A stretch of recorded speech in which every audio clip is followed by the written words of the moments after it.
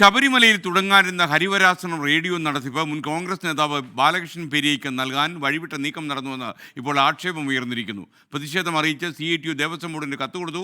കരാർ നൽകും മുമ്പ് ഹരിവരാസനം റേഡിയോ പ്ലേ സ്റ്റോറിലെത്തി. MG പ്രതീഷ് സന്നിധാനത്തു നിന്നും തത്സമയം ചേരുന്നു. പ്രതീഷ്, ഈ റേഡിയോ ഇൻ്റർനെറ്റ് റേഡിയോ ആണോ അതോ അല്ലാത്ത റേഡിയോ ആണോ, ടെറസ്ട്രിയൽ റേഡിയോ ആണോ?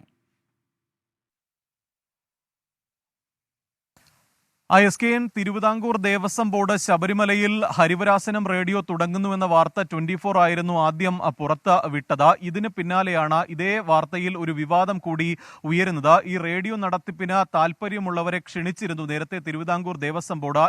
ഇവിടെയാണ് ഇപ്പോൾ ഒരു വഴിവിട്ട നീക്കം ദേവസ്വം ബോർഡിന്റെ ഭാഗത്ത് നിന്ന് ഉണ്ടായി എന്നുള്ള ഒരു ആക്ഷേപം ഉയരുന്നത്. മുൻ കോൺഗ്രസ് നേതാവായ ബാലകൃഷ്ണൻ പെരിയയ്ക്ക് ഇതിന് കരാർ നൽകാൻ തീരുമാനിച്ചിരുന്നു. ഇതിന് പിന്നാലെയാണ് ഈ കരാർ ഒപ്പിടുന്നതിന് തൊട്ടു മുമ്പ് CPM-ന്റെ സംഘടനയായ CITU ദേവസ്വം ബോർഡിന് എതിർപ്പറിയിച്ച കത്ത് നൽകുകയും ചെയ്തു. ഇതിന് പിന്നാലെ ഈ പദ്ധതി ഇപ്പോൾ ദേവസ്വം ബോർഡ് ഉപേക്ഷിച്ചിരിക്കുന്നു എന്നതാണ് ഏറ്റവും പ്രധാനപ്പെട്ട വാർത്ത.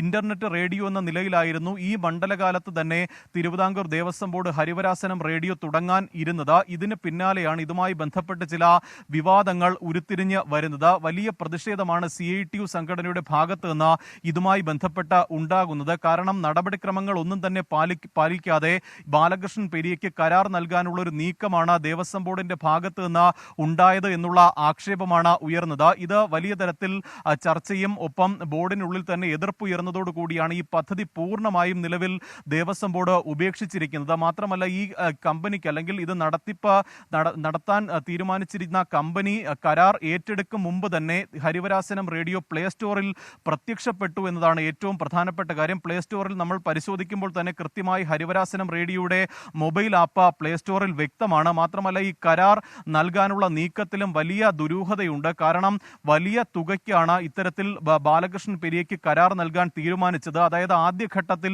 20 ലക്ഷം രൂപ നൽകുകയും പിന്നീട് തുടർന്നുള്ള ഓരോ മാസത്തിലും 5 ലക്ഷം രൂപ വീതം ഈ കമ്പനിക്ക് നൽകാനാണ് തീരുമാനിച്ചിരുന്നത്. തിരുവിതാംകൂർ ദേവസ്വം ബോർഡിനെ സംബന്ധിച്ച് ഇത് വലിയ ബാധ്യതയ്ക്ക് ഇടയാക്കുമെന്നതാണ് പ്രധാനമായും ഉയർന്ന ആക്ഷേപം. കാരണം ശബരിമല പോലുള്ള ലക്ഷക്കണക്കിന് തീർത്ഥാടകർ എത്തുന്ന ഒരു സ്ഥലത്ത് ഇത്തരത്തിൽ വലിയ മുതൽ മുടക്കിൽ ഒരു റേഡിയോ തുടങ്ങുന്നത് പ്രായോഗികമല്ല എന്നൊരു ആക്ഷേപം ഉയർന്നിരുന്നു. അങ്ങനെയാണ് ഇപ്പോൾ ഈ റേഡിയോ പദ്ധതി തന്നെ ദേവസ്വം ബോർഡ് ഉപേക്ഷിച്ചിരിക്കുന്നത്.